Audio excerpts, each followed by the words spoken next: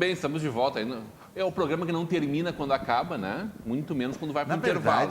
Na verdade, Rodrigão, todos esses programas, o intervalo deles, em geral, é mais... Mas aí eu preciso dizer para o senhor que a gente está gravando os intervalos e no final do ano será feito um grande programa só com os intervalos. Claro, com as coisas possíveis de publicar. Fiquem tranquilos, todos os senhores.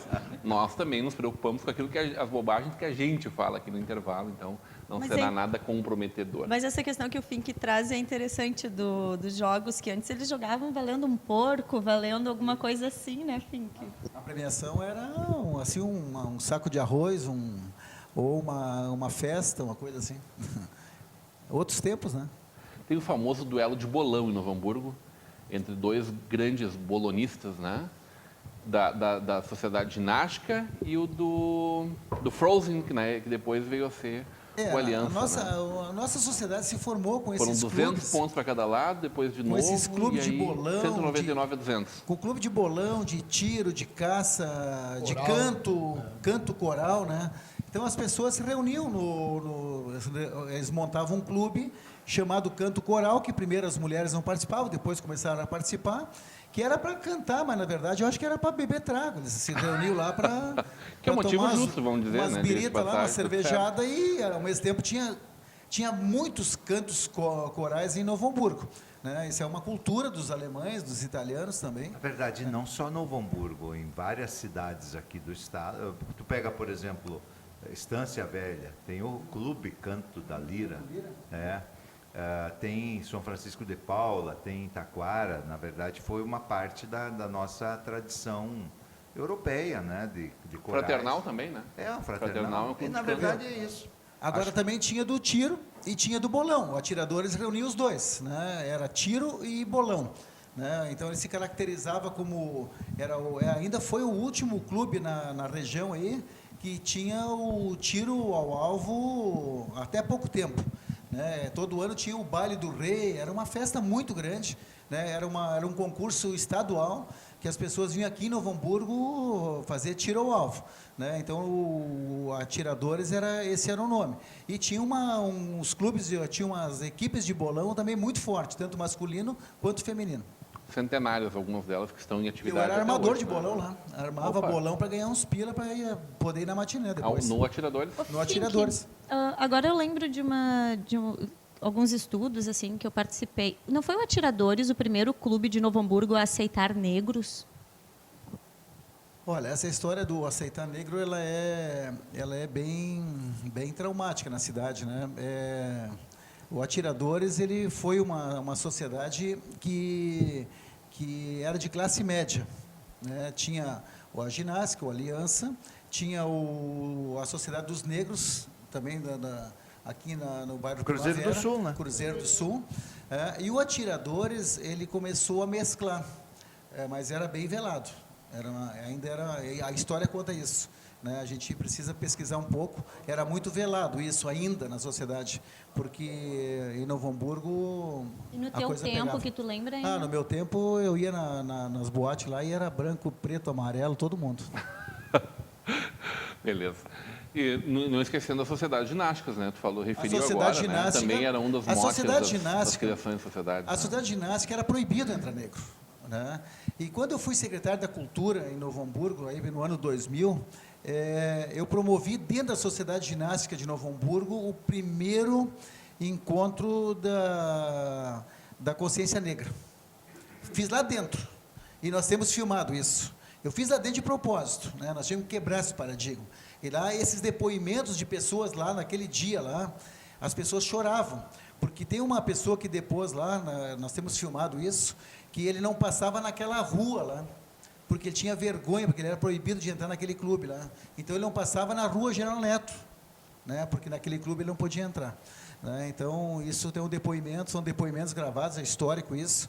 Né? Foi muito legal isso, foi muito bacana fazer esse evento lá dentro da Sociedade Ginástica, quando a prefeitura alugou aquele espaço lá para ser o que hoje é o Albano Hartz, né? É um espaço cultural que a prefeitura alocou, continua ainda alocado para que a cultura, mesmo que hoje ainda está meio capenga as atividades lá, mas foi muito forte já. Eu me pergunto agora quantos sócios negros a Sociedade de Ginástica tem hoje.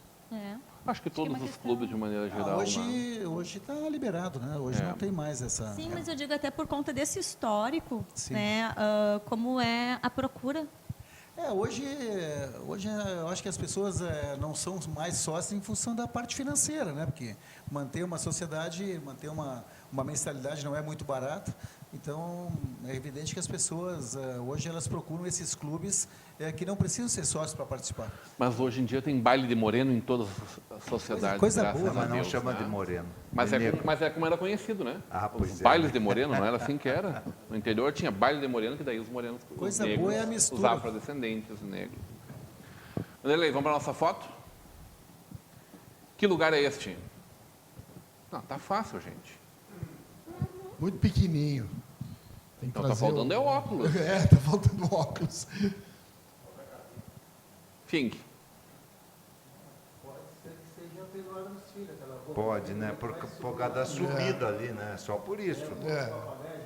Tá, mas vamos evoluir um pouco aí. Fink. Microfone, desculpe. Eu entendo que me parece que seja a Pedroada nos Filhos. E onde é que é a praça? A praça aqui na esquerda, Praça do Imigrante, Cortada no meio ali. cortada no meio. Porque na época tinha... Tinha uma rua. Tinha rua que dava acesso na 1º de março, que era a Lima e Silva. A Lima e Silva e a Davi Canabarro, elas entravam na 1º de março. Maravilha. É Se isso? nós olharmos ali em cima, ó, à direita, na mesma faixa daquela rua que corta a praça, a gente vai ver a nossa igreja Ascensão sendo construída, né? Então, isso aí é anterior a Mas era 1954. já a nova? A nova A Ascensão. nova, sim, porque tinha A nova um Ascensão. prédio antigo lá, né? E a nossa praça lá no meio, que é aquele espaço mais aberto. Na Bento, ali, né? a Bento ali em Na cima, Bento. que está vendo aqui. Isso. Exatamente. Direito. E a nossa praça 20, né? Um grande descampado lá, né? É isso aí. Não tinha naquela oportunidade ainda as árvores frondosas que temos hoje, né? E ao fundo, o Morro dos Papagaios, né? Um descampado geral, um grande campo, né? Tu sabe por que é o nome de Morro dos Papagaios? Aí tem várias versões, né? O Adão Chau, que está aí na plateia, vai contar agora. O Adão Pitanga sabe disso. O Adão Pitanga... Morro dos Papagaios, porque o as Adão as pessoas que moravam lá, os primeiros, eles não tinham uma verba suficiente e aquele era um espaço muito bacana. Então eles faziam as famosas notas promissórias, os famosos papagaios, passavam então papagaios para poder manter um espaço, uma casa chique naquele espaço. Porque Final era da muito década de interessante. 70. Final da década de 70. Ali na parte bem de baixo da foto, Casinhas nós assim, 3, temos... 4 andares, né? Exatamente. Na parte bem de baixo, que ainda dá para enxergar ali a Sociedade de Ginástica e também a Escola Oswaldo Cruz. É verdade. Né? É verdade. Tá bem de visão, hein? E lá Meu Deus. na primeiro dia, lá na Bento Gonçalves, lá dá para ver uma fábrica de sapato, que era a fábrica do pai do Danilo. Né? Eles tinham uma fábrica de sapato bem em frente aí, onde é a igreja evangélica. Né? Que Danilo? Danilo Schneider, falecido. Ah, tá bem. Que era, você recorda? Não recordo o nome da empresa, mas era uma fábrica de sapato ali que tinha em torno de 800 empregados. Muito bem. Obrigado, Vanderlei. Fink, a gente viu no final da semana passada, a partir de quinta-feira, o início da judicialização das eleições. Né? Tu és membro, né, dessa grande coligação capitaneada pelo PMDB, que entrou com um pedido de cassação da candidatura, na verdade, de não deferimento, é isso? Da candidatura do ex-prefeito Ayrton Santos pelo Isso. PV. Tá? E isso parece que deu uma abertura aí no cenário. No dia seguinte, o PP, do Fernando Rodenbusch, entrou com um pedido de cassação da candidatura do PMDB, alegando Isso tudo, viu?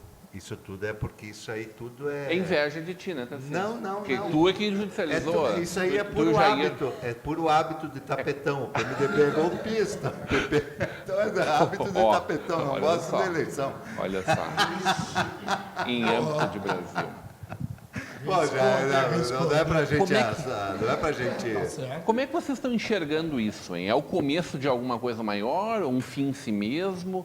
Qual é o Bem- desenrolar desses processos? Quanto ao recurso que o PMDB impetrou contra a candidatura, pedindo a não registro da candidatura do ex-prefeito José Ayrton Santos, ele é uma questão muito pública já, né? É uma questão que é discutida há muito tempo, por ter o ex-prefeito condenações que venha exatamente a não poder concorrer em função da lei da ficha limpa. Então, Seriam mais de 50 processos?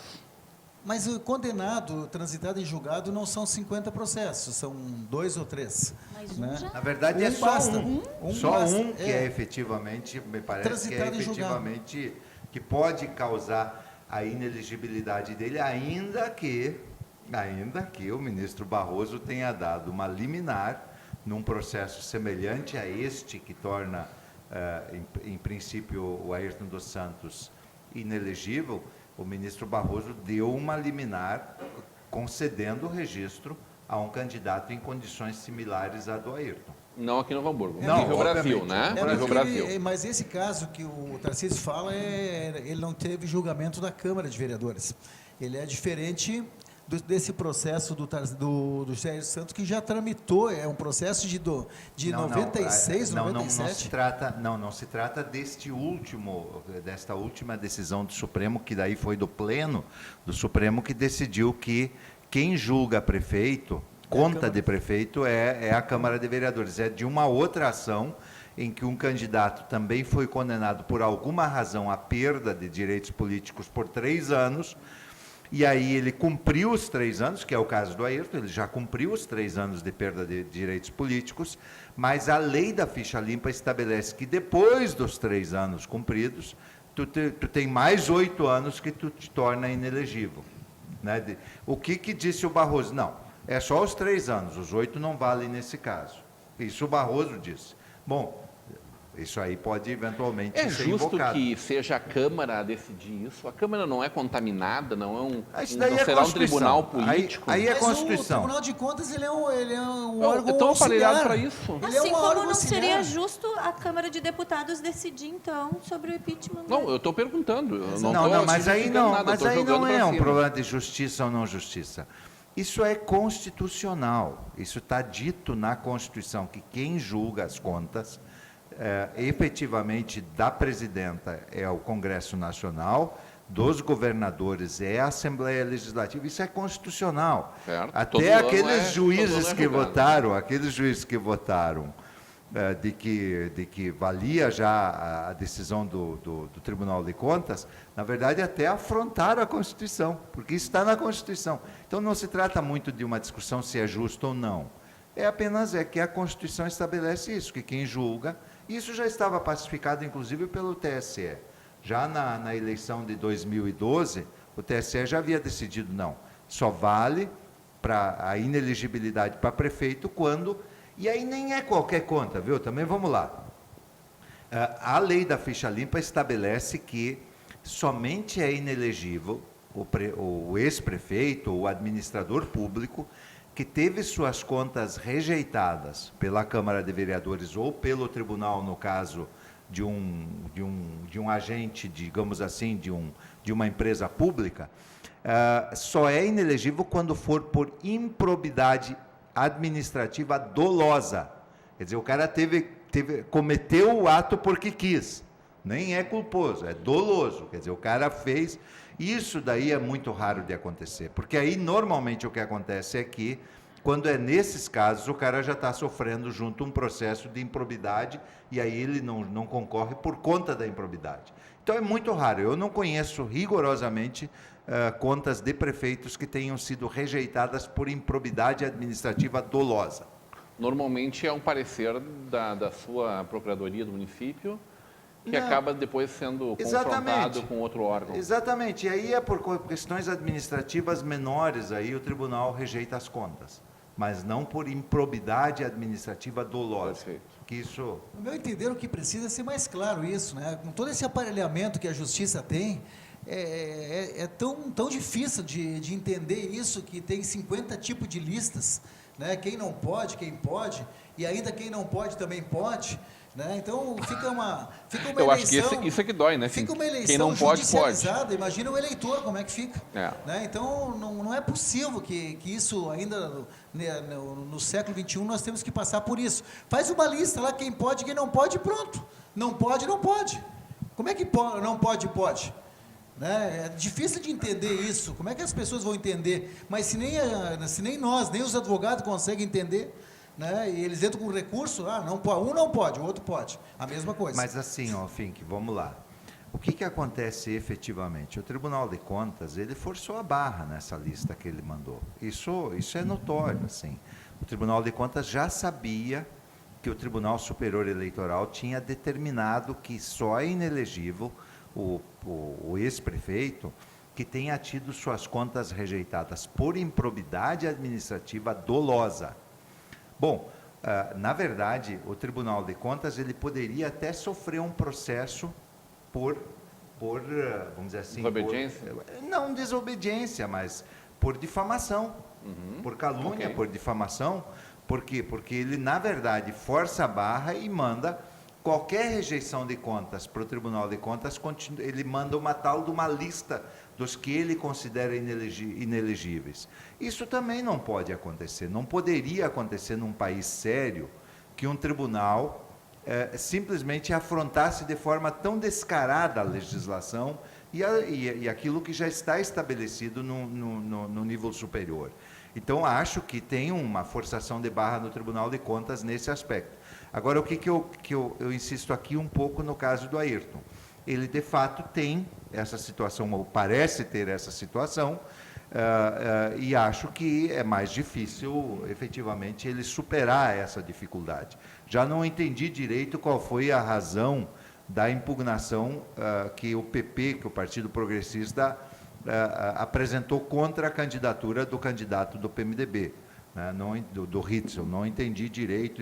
Ele teria também uma condenação de improbidade administrativa. Eu acho que não. Mas ele tem todas as certidões e foi amplamente divulgado nas redes sociais no dia de hoje. Tem Né? todas as certidões e agora vamos de novo fazer uma prova lá, né? Tu acha que isso de alguma forma chamusca ou não incomoda? Eu acho que Dizer que não incomoda não seria verdade, Depende né? do prazo. Eu acho que se a justiça logo julgar, não vai ter nenhum problema. Agora, o que reporta assim, a dificuldade que tem de a gente entender isso. Porque essas listas, elas correm, né, e ao mesmo tempo não vale nada. Então, se o Tribunal de Contas encaminhou lá na Justiça Eleitoral uma listagem com quase 600 nomes, que teriam as suas contas rejeitadas, mas como disse o deputado Tarcísio, isso não implica no registro de uma candidatura, por que fazer isso? Por que fazer isso? Mas como eu falei... Mas qual é a razão de fazer isso uma forçação de forçar a barra? barra. Mas para quê? Para quê? Para complicar o pleito? Para complicar as pessoas? Vamos dizer assim, se tudo fosse tão cristalino, não seria tão difícil, né? Mas eu acho que é uma tentativa de justificação, inclusive, do Tribunal de Contas. De se né? justificar. De se justificar, de avocar um poder... Mas que, é um tribunal essencialmente político também, né? Na verdade, ele é um tribunal muito Ele mais político. Ele é indicado não é? pelo regime de rodízio ali. Um partido indica uma cabeça, outro partido depois indica o outro, e assim vai. Exatamente, né? Mas o que eu insisto um pouco nisso. Assim, mesmo tendo tantos eu acho técnicos que tão qualificados, que o claro. Tribunal de Contas, eu entendo que ele não opera bem enviando uma lista desse tipo. Eu acho que não opera bem, acho que não deveria fazer isso na medida em que não vale, efetivamente, a lista, ela é fantasiosa. Isso me recordo aí, Tarcísio, e nossos componentes da mesa, esse telespectador, a primeira eleição do ex-prefeito Espolaor de Sapiranga. Ele foi assumir o mandato 2 anos depois. Aquela pessoa que não poderia que não ganhou a eleição, mas ele ficou discutindo na justiça o processo dele, e ele foi assumir no meio do mandato, né, do primeiro mandato. Mas daí foi outro caso. Não, mas É isso, mas não Porque é o prefeito, o mesmo naquela caso. oportunidade, foi caçado efetivamente por abuso de poder econômico. Ok, mas Né? imagina o cara prefeito fica... eleito. E Não o cara estamos fica, livres disso de uma forma ou de outra, né? e o cara fica 2 Pode anos acontecer durante essa no eleição, por mandato. exemplo, Agora, e a eu queria, pessoa ficar 2 eu anos queria eleito, voltar né? aqui ao caso do Ritzel. Né? Pelo que eu entendi, pelo que eu pude entender, se trata de um processo que o Ritzel estaria respondendo, e quero dizer aqui, todos os ex-prefeitos respondem processos. Isso é uma cruz que, inclusive, tem afastado muitos políticos da disputa de cargos executivos. É uma cruz isso, todos os ex-administradores públicos, eles podem, no caso dele, me parece ser um processo relativo ao período em que ele foi presidente da Associação Hospitalar de Novo Hamburgo, durante o governo Ayrton. Né? Ele foi, durante aquele governo, presidente da Associação Hospitalar, e aí ele sofreu um processo que parece que não está concluído ainda. Mas também não há condenação, ao que me consta desse processo. Então, um pouco isso. Tu teve que responder, Fernando, sobre essa questão do PP contra o PMDB nesse fim de semana, nos últimos dias? Não. Ninguém te interpelou quanto a isso, Não. Em relação a esses assuntos, não. Eu acho que é uma preocupação muito grande, as pessoas deveriam se preocupar mais, todos os partidos, todos os candidatos a vereadores e esses candidatos a prefeito, principalmente na nossa cidade, acho que a gente faz parte isso tudo, esse jogo político que está acontecendo, mas, de uma certa forma, eu acho que nós devemos nos preocupar com pessoas do bem. Eu acho que os partidos estão muito repartidos, e com essa repartição, essa coisa que existe dentro dos partidos, eu acho que essas coligações, às vezes, também, forçam um pouquinho para que a gente tenha que justificar as coisas. Eu acho que nós não precisamos de justificativas. Eu acho que o ser humano precisa trabalhar direitinho, ter boas propostas, e eu espero, mas espero mesmo, que todos os candidatos, sejam 7, 6, 5, 4, 3, 2, 1, que todos os candidatos tenham boas propostas para a cidade, porque é isso que nós queremos ouvir, é isso que a população quer ouvir, propostas de trabalho para uma Novo Hamburgo melhor, para uma Novo Hamburgo maior, para uma Novo Hamburgo de mudança ou não, mas, enfim, que a nossa cidade possa melhorar. O que a gente sabe é que esse conceito de gente, tu falaste do bem, é um conceito extremamente subjetivo, né? Nas redes sociais a gente mim enxerga, é objetivo. mas porque é o teu conceito É o subjetivo. meu conceito, é isso que eu Nas espero. redes sociais vê esse tiro de gente boa para todos os lados. E aí fica difícil a gente Os acreditar. que estão comigo são do bem. É isso aí, ó. E os outros... Provavelmente alguém diria um contrário em relação a alguém que está contigo e assim por diante, né? A gente precisa fazer um breve intervalo, a gente volta já já.